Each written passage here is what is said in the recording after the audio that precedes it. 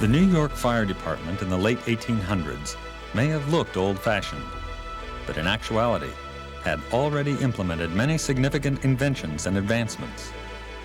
Telegraphic notification had been established. Fire stations had forward-facing horse stalls and quick hitch harnesses.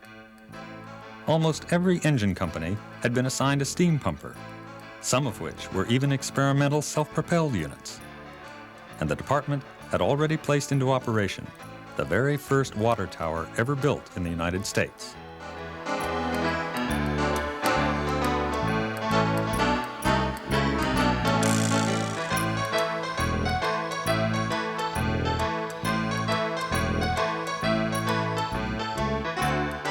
Since the formation of the first fire companies, the roles of the firemen and their apparatus have been constructed around the problems they confronted.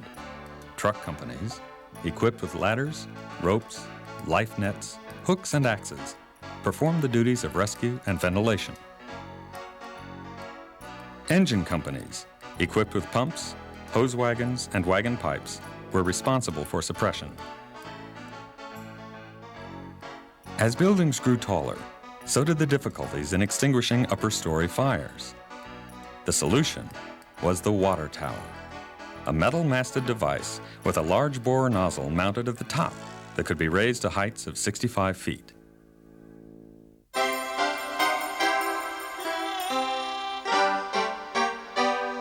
Though truck companies and engine companies worked together, their duties were very clear and never shared.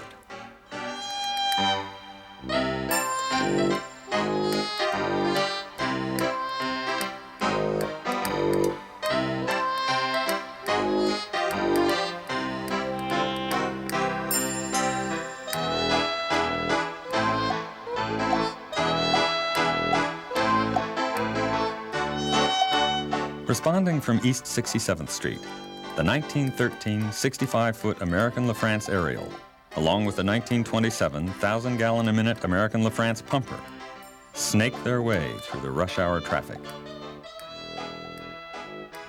The 1925 75-foot motorized Seagrave rolls out of the house.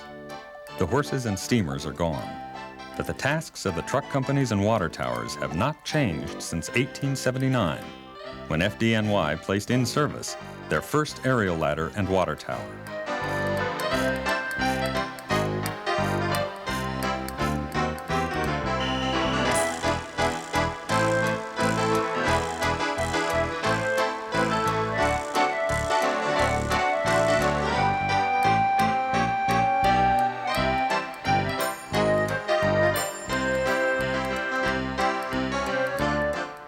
Rounding corners with this aerial was a sight to see, for it was a straight-framed tillered rig.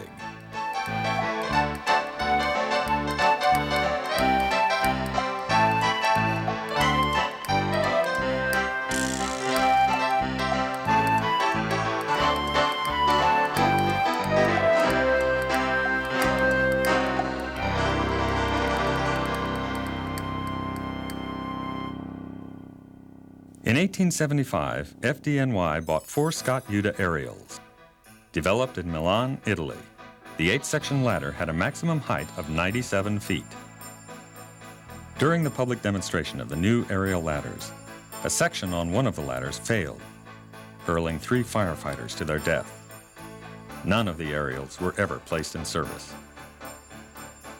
3 years later, New York again tested an aerial ladder.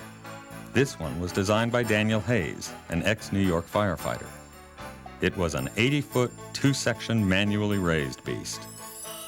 Though the demonstration was a success, the chiefs, remembering the Ch8 tragedy, would not purchase the aerial. The following year, Hogan and Greenleaf of Baltimore offered their 50-foot water tower to New York for evaluation at no cost. Hayes, seeing an opportunity, quickly offered his aerial ladder to FDNY under the same agreement.